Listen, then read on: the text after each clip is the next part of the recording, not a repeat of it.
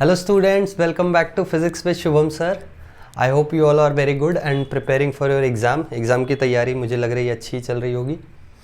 आज उसी से रिलेटेड हम एक नया चैप्टर स्टार्ट कर रहे हैं. उसी से मतलब तुम्हारे एग्ज़ाम से रिलेटेड, तुम्हारे सिलेबस से रिलेटेड.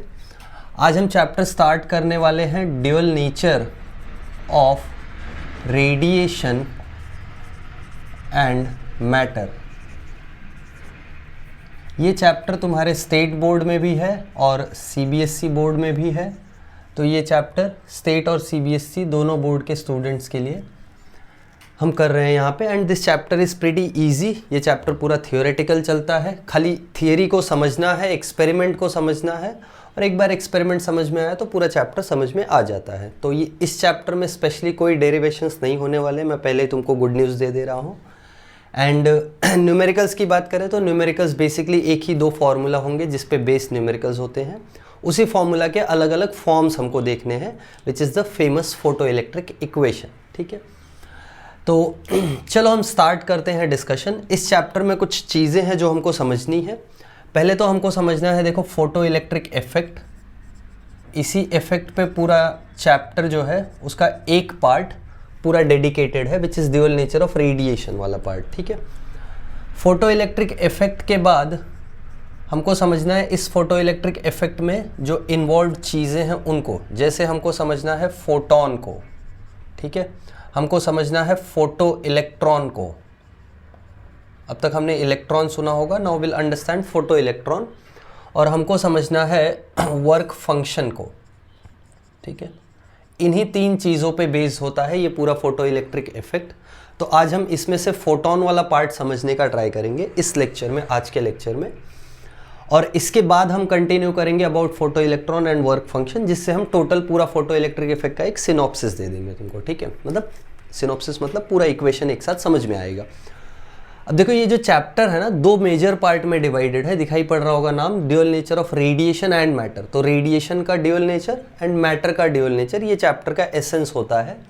तो रेडिएशन के एक नेचर से हम ऑलरेडी वाकिफ़ हैं. वाकिफ़ मतलब हमको ऑलरेडी पता है रेडिएशन का एक nature, which is wave nature. हमको मालूम है लाइट जो है वो वेव की तरह बिहेव करती है from the chapter wave optics, या इन जनरल हम लाइट को एक वेव ही कंसिडर करते हैं. दूसरा चीज़, मैटर हमको मालूम है पार्टिकल की तरह बिहेव करता है. ये हम अब तक फिजिक्स में पढ़ते आए हैं. Newton's laws of motion apply करते हैं, वर्क एनर्जी पावर, ये सब चीज़ जो हम अप्लाई करते हैं ये सब तब अप्लाई होता है जब हम मैटर को एक पार्टिकल कंसिडर करते हैं. तो इस चैप्टर में हमने रेडिएशन का वेव नेचर जो ऑलरेडी पढ़ा हुआ है उसको छोड़ के हम रेडिएशन का पार्टिकल नेचर पढ़ने वाले हैं. ठीक है, हमने वेव नेचर ऑलरेडी पढ़ लिया है. हम यहाँ पे इस चैप्टर में कौन सा नेचर पढ़ने वाले हैं? Particle nature. मैटर का हम वेव नेचर पढ़ने वाले हैं, क्योंकि मैटर का पार्टिकल नेचर हम पहले से पढ़ते आए हैं. तो जिसको थोड़ा सा सर में खुजली हो रहा है ना कि क्या बात चालू है, समझ में नहीं आ रहा है, बस एक चीज़ समझो कि जो भी चीज़ें होती हैं ना, उनके पास दो नेचर्स होते हैं. उनके पास दो नेचर्स होते हैं, पार्टिकल और वेव. एक ही चीज़ पार्टिकल भी हो सकती है और वेव भी हो सकती है. जैसे ये मार्कर मुझे दिखाई पड़ रहा है तो मैं इसको एज अ पार्टिकल ट्रीट कर सकता हूँ, बट किसी सिचुएशन में ये मार्कर वेव की तरह भी बिहेव करता है. ठीक है, ये इस चैप्टर का एसेंस है. तो पार्टिकल एंड वेव जो है ये दो नेचर होते हैं. और इस नेचर में से पार्टिकल नेचर हमको पढ़ना है पार्टिकल नेचर हमको पढ़ना है रेडिएशन का. रेडिएशन यानी स्पेसिफिकली जो हम लाइट जानते हैं या ईएम वेव जानते हैं उसका. और वेव नेचर हमको पढ़ना है स्पेसिफिकली मैटर का. ठीक है, तो ये ओवरऑल चैप्टर का सिनॉप्सिस है. तो पहले पार्ट में हम समझेंगे पार्टिकल नेचर ऑफ रेडिएशन, दूसरे पार्ट में हम समझेंगे वेव नेचर ऑफ मैटर. इसीलिए चैप्टर का नाम है dual nature of radiation and matter. I hope तुमको समझ में आया होगा.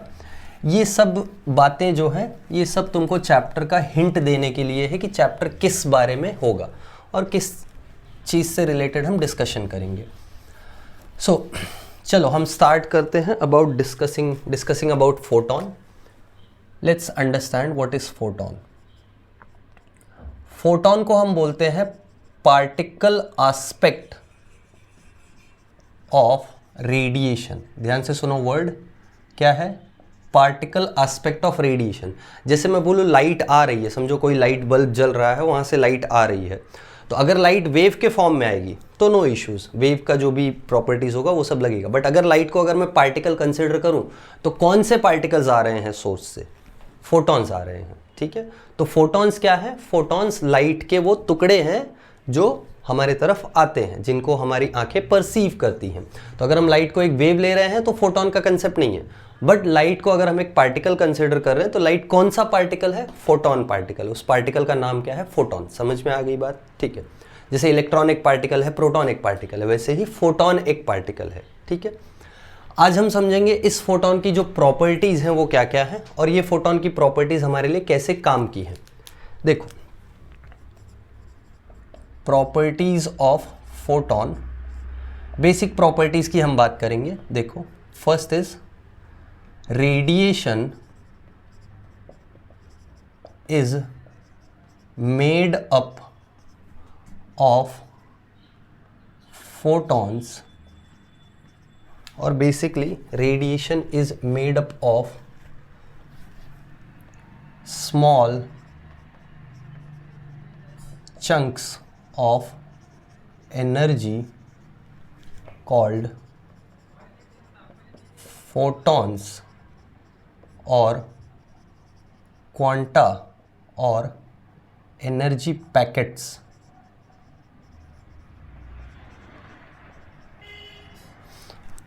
तो लाइट का जो पार्टिकल है ना, वो ऐसे नॉर्मल पार्टिकल की तरह नहीं है कि सैंड के पार्टिकल्स है या डस्ट के पार्टिकल्स है, वैसे पार्टिकल्स नहीं है। These particles are basically small bits of energy, छोटे छोटे एनर्जी के टुकड़े हैं। These are small chunks of energy। इस small chunks of energy को हम बोलते हैं photons या क्वांटा या एनर्जी पैकेट्स। आइंस्टाइन ने स्पेसिफिकली ये नाम इंट्रोड्यूस किया था, which was Einstein called it that they are basically energy packets, small energy packets। बाद में इसको और एक प्रिसाइज नाम दिया गया called as photons। तो हम इस चैप्टर में फोटोन नाम से इसको रेफर करेंगे, ठीक है। तो ये सिचुएशन कैसा है मालूम है? देखो, मैं तुमको इमेजिन कराने का ट्राई करता हूँ। समझो जैसे यहाँ एक सोर्स है, सपोज ये एक बल्ब है जहाँ से लाइट हर डायरेक्शन में निकल रही है, और यहाँ से मैं ऑब्जर्व कर रहा हूँ, ये मेरी आँख है, ठीक है। मैं जब इस बल्ब को देखता हूँ तो अगर लाइट एक वेव है तो हमने वेव ऑप्टिक्स में पढ़ा है, वेव फ्रंट के फॉर्म में आती है, ऐसे वेव फ्रंट के फॉर्म में आ रही है, ठीक है। ये वेव नेचर ऑफ लाइट हमने 12th में पढ़ा हुआ है। अब जो पार्टिकल नेचर ऑफ लाइट की या पार्टिकल नेचर ऑफ रेडिएशन की हम बात कर रहे हैं, वो कैसा पार्टिकल आ रहा है या कैसा एनर्जी पैकेट आ रहा है? तो बेसिकली वो ऐसा है, छोटे छोटे एनर्जी के टुकड़े आ रहे हैं ऐसे ओवरऑल। ये एक पार्टिकल आया, ये दूसरा पार्टिकल आया, तीसरा पार्टिकल, चौथा पार्टिकल, ऐसे। तो बेसिकली ये एग्जैक्ट पार्टिकल तो नहीं बोल सकते हम, these are small bits and parts of energies, इसलिए हम इनको एनर्जी चंक्स बोलते हैं।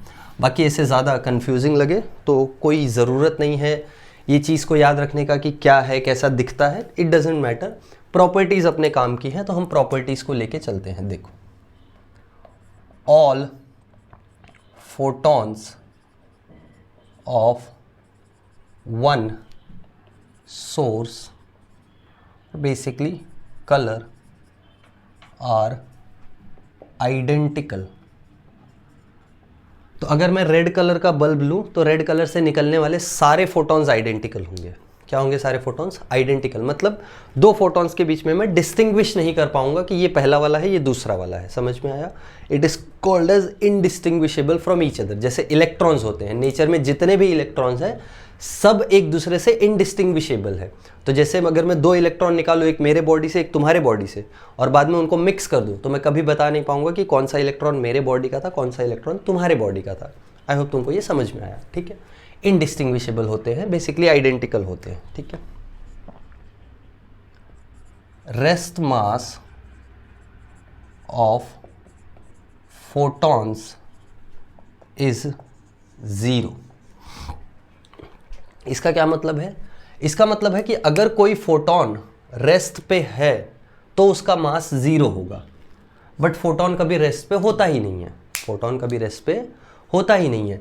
तो इसका जो मास है वो क्लासिकल टर्म्स में डिफाइंड ही नहीं है कि एक फोटॉन दौड़ के जा रहा है, उसको पकड़ के हमने उसका मास मेजर कर लिया। जैसे तुम पकड़ोगे वो रेस्ट पे आ जाएगा, रेस्ट पे आएगा तो उसका मास क्या हो जाएगा? 0। सो बस इतना चीज़ याद रखो कि फोटॉन का रेस्ट मास 0 होता है। This term is very important. कभी ऐसा मत लिख देना मास ऑफ फोटॉन इज 0, नहीं। मास ऑफ फोटोन अनडिफाइंड है या नॉट डिफाइंड है, क्योंकि कभी वो उस क्लासिकल रेंज में आता ही नहीं है, कभी वो उस क्लासिकल पार्टिकल की तरह बिहेव ही नहीं करता है। अगर इन केस फोटोन रेस्ट पे आया तो उसका मास 0 है, ये हमको इतना चीज़ पता है, ठीक है। नेक्स्ट हम बात करते हैं all the photons travel with speed 3 × 10⁸ meters per second in air और वैक्यूम। ये तो बहुत फेमस नंबर तुमको ऑलरेडी मालूम है, जिसको हम स्पीड ऑफ लाइट बोलते हैं। तो ये सिर्फ स्पीड ऑफ लाइट नहीं है, बेसिकली सारे फोटॉन्स की स्पीड होती है वैक्यूम या एयर में। और जब हम बोल रहे हैं सारे फोटॉन्स, मतलब कौन कौन से फोटॉन्स, तो इलेक्ट्रोमैग्नेटिक वेव्स का पूरा स्पेक्ट्रम है ना, 11th स्टैंडर्ड में पढ़ा होगा तुमने, starting from gamma rays, x rays, UV rays, है ना, अल्ट्रावायलेट, फिर उसके बाद विजिबल, इंफ्रारेड, माइक्रो, रेडियो, ये सारे जो वेव्स हैं इनसे रिलेटेड फोटॉन्स। तो ये सारे ही फोटॉन्स इसी स्पीड से ट्रैवल करते हैं। तो चाहे रेडियो वेव का फोटॉन हो, चाहे माइक्रोवेव का फोटॉन हो, चाहे विजिबल लाइट का फोटॉन हो, चाहे गामा रे का फोटॉन हो, सारे एयर और वैक्यूम में इसी स्पीड से ट्रैवल करेंगे। नेक्स्ट देखो क्या है, all the collisions of photons with each other and with matter particle are perfectly elastic। 11th standard में वर्ड सुना था परफेक्टली इलास्टिक कोलिजन।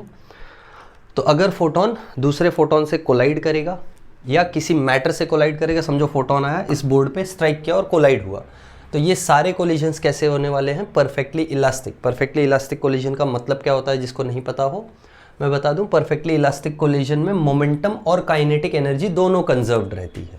ये हमने 11th स्टैंडर्ड में डिटेल में पढ़ा हुआ है, ठीक है। चलो अब हम बात करेंगे कुछ बहुत इंपॉर्टेंट प्रॉपर्टीज़ पे जो इस चैप्टर में बहुत ज़्यादा काम आएंगी और इनसे घुमा के क्वेश्चंस पूछे जाते हैं, ठीक है। ज़रा ध्यान से देखना। The property is energy of a photon is given bye, energy का फॉर्मूला होता है E = h², जहाँ पे h है प्लैंक्स कांस्टेंट, न्यू है फ्रीक्वेंसी, और hc/λ, यहाँ h फिर से प्लैंक्स कांस्टेंट है, c स्पीड ऑफ फोटॉन है या स्पीड ऑफ लाइट है, और लैम्डा है वेवलेंथ ऑफ फोटॉन। तो बेसिकली इस फॉर्मूले से देखो, h प्लैंक्स कांस्टेंट है ना, new frequency and c speed of light, lastly lambda is wavelength। एक सिंपल सा चीज़ याद रखो, c जो होता है वो न्यू लैम्डा होता है। c मतलब speed of wave is frequency into wavelength. ये तो हमको पता ही होगा क्योंकि हम 12th में पढ़ते हैं और हमने साइंस लिया है और हमारे काफ़ी सारे चैप्टर्स हो गए हैं, तो ये चीज़ हमको पता होगा। वेव का बेसिक प्रॉपर्टी होता है कि speed of the wave is given by frequency into wavelength, ठीक है।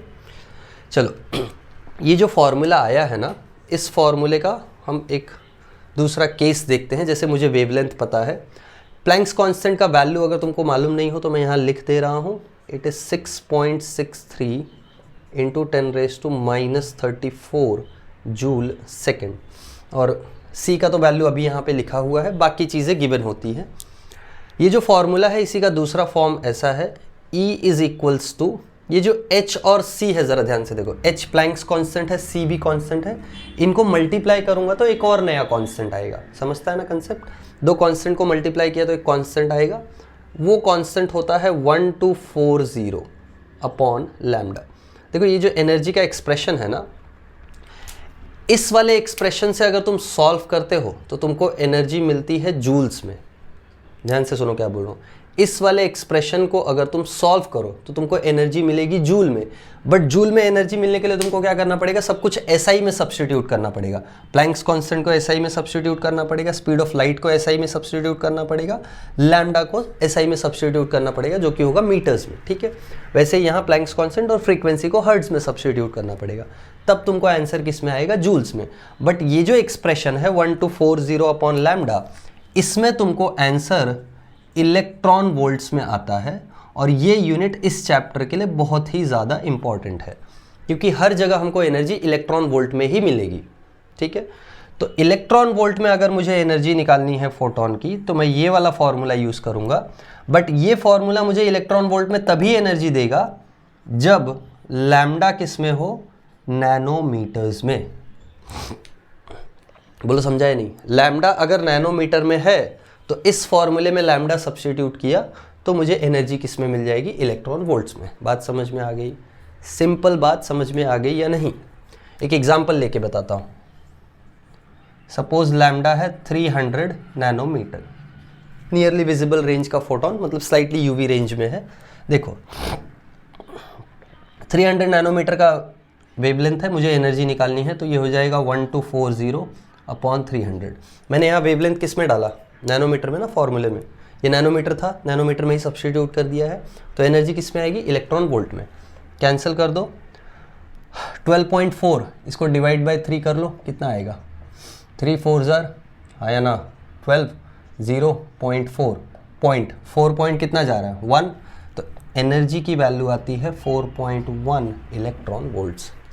समझ में आया? सो ऐसे हम फोटोन की एनर्जी निकाल सकते हैं अगर वेवलेंथ दी हो, किसमें, नैनोमीटर्स में। I hope I am clear, I hope I am pretty clear.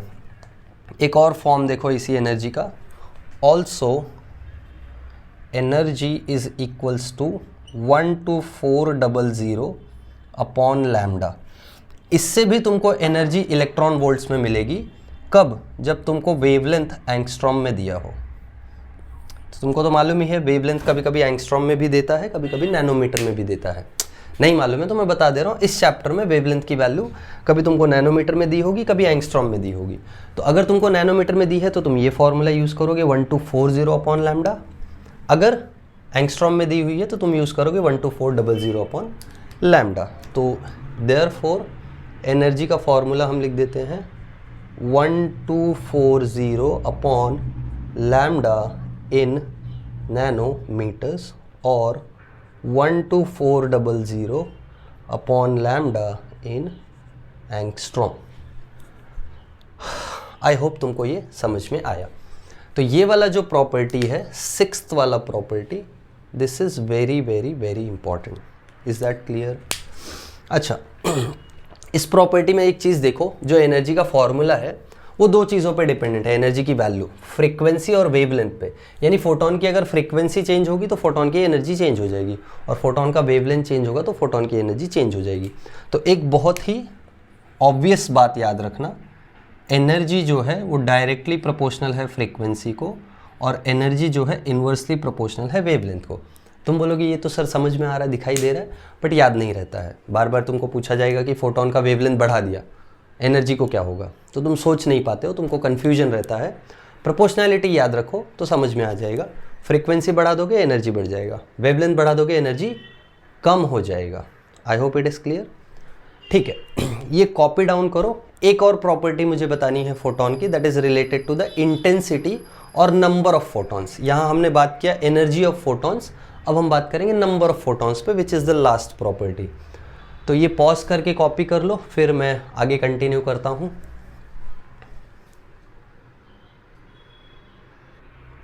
चलो, आई होप तुमने कॉपी कर लिया था।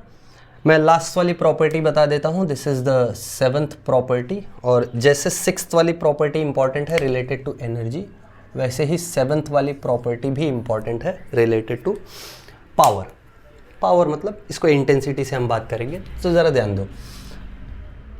Intensity of a photon source is given by the number of photons emitted per unit time per unit area। Very important.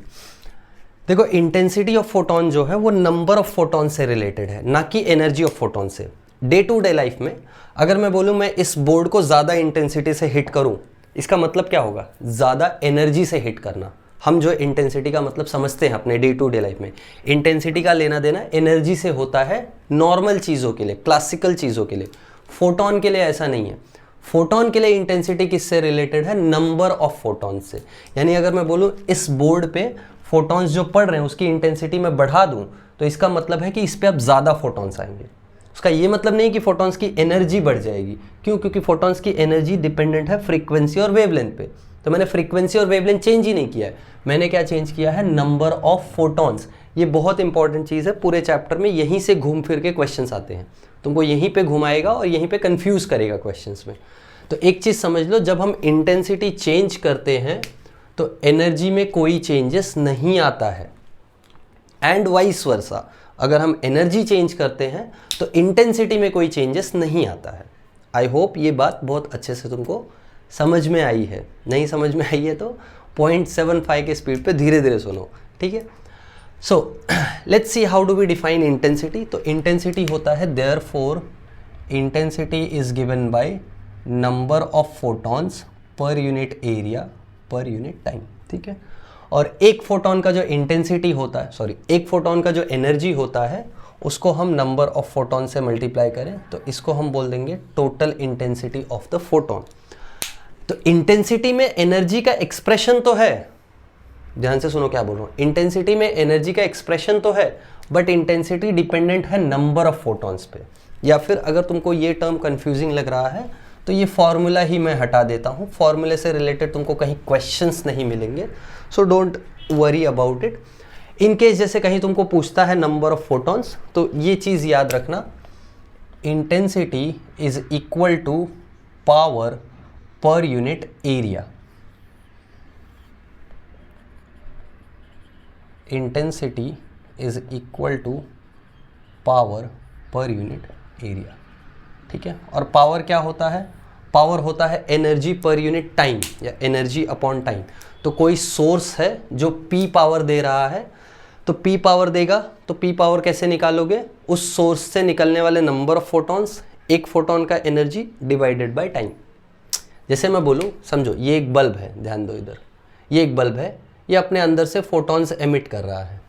M I clear? ये कितने photons emit करता है? समझ लो नंबर ऑफ फोटॉन, सपोज ये एक सेकेंड में emit कर रहा है 10⁻⁶। 10⁻⁶ फोटॉन्स एक सेकेंड में एमिट कर रहा है। मुझे फाइंड आउट करना है इस बल्ब का पावर कितना है।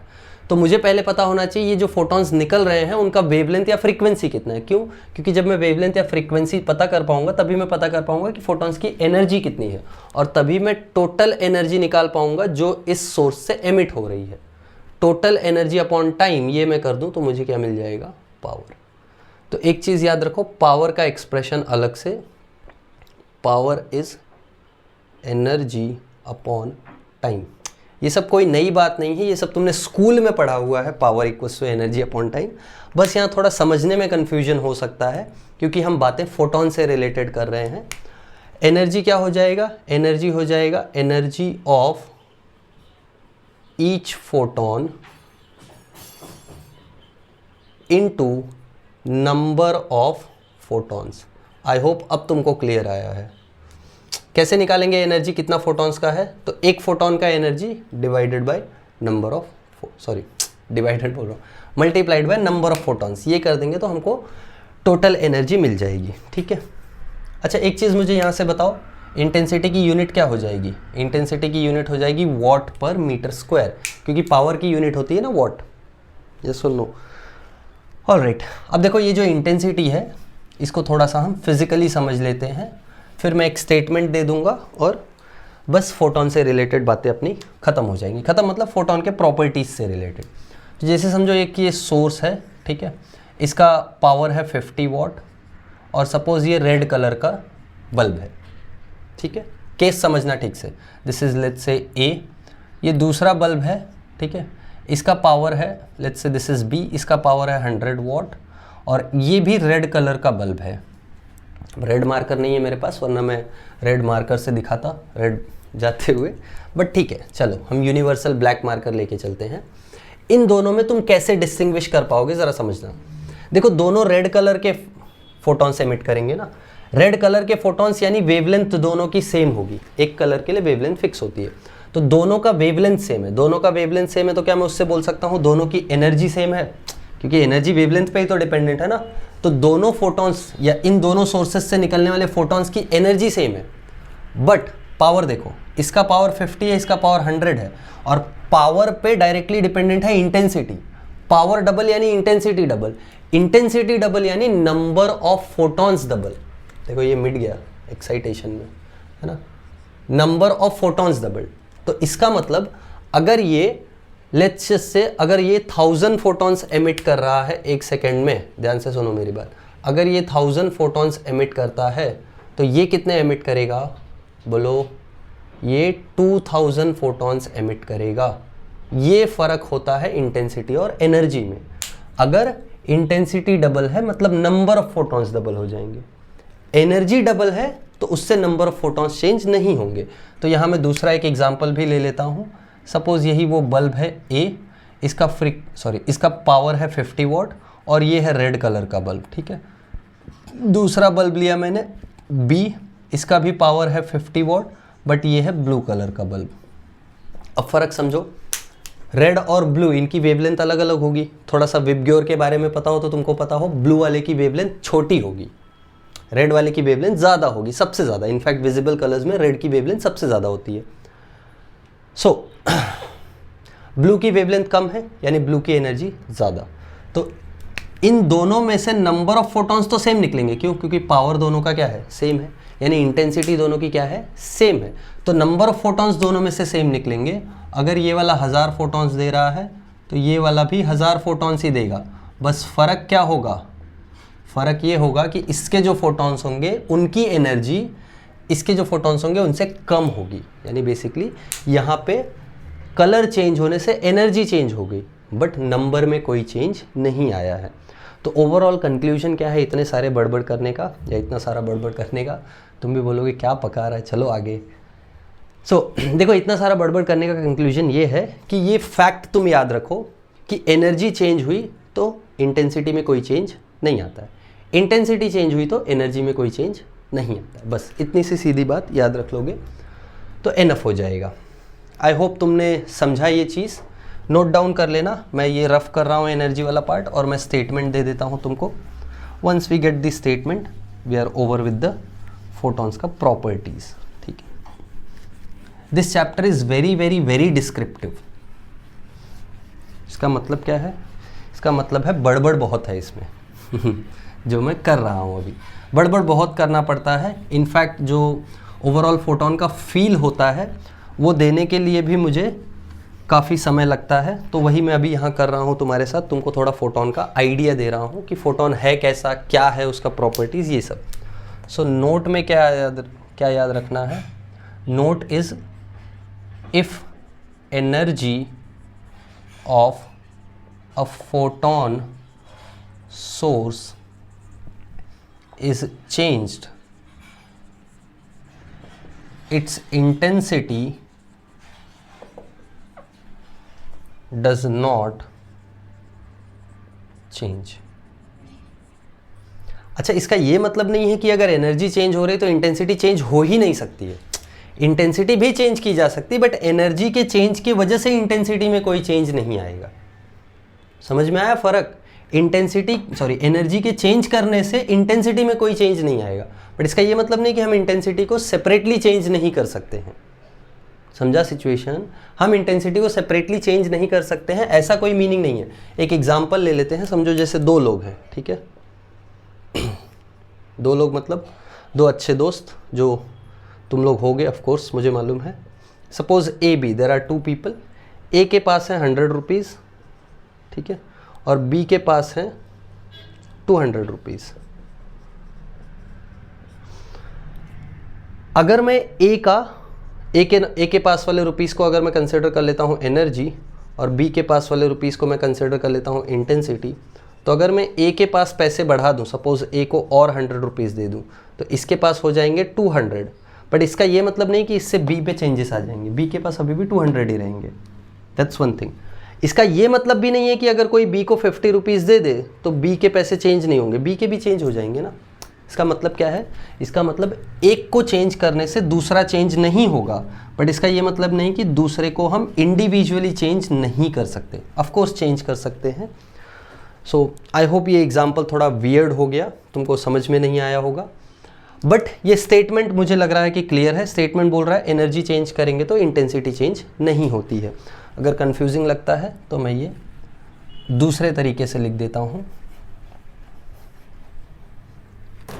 क्या है दूसरा तरीका? दूसरा तरीका है changing the energy of the photons does not change the intensity of photons. समझ में आ गई बात? सिमिलरली या ऑल्सो changing intensity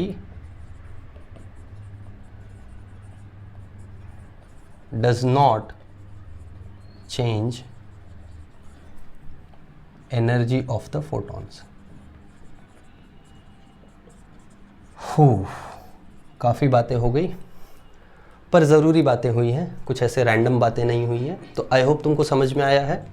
ये था पूरा ओवरऑल इंट्रोडक्शन ऑफ फोटोन, कि फोटोन है क्या, फोटोन से रिलेटेड क्या क्या चीज़ें हमको जाननी चाहिए। नेक्स्ट लेक्चर में हम इसके आगे का पार्ट कंटिन्यू करेंगे, जहाँ पे हम फोटो इलेक्ट्रिक इफेक्ट को समझेंगे। ठीक है, तो आई होप ये लेक्चर में सारी बातें तुमको क्लियर होंगी। जो भी है तुम यहाँ से कॉपी डाउन कर सकते हो इस पार्ट को, अगर नहीं किया है तो पॉज करके कॉपी कर लेना। And I will see you all in next video. Bye everyone. Have a very good day and I'll see you all in the next video.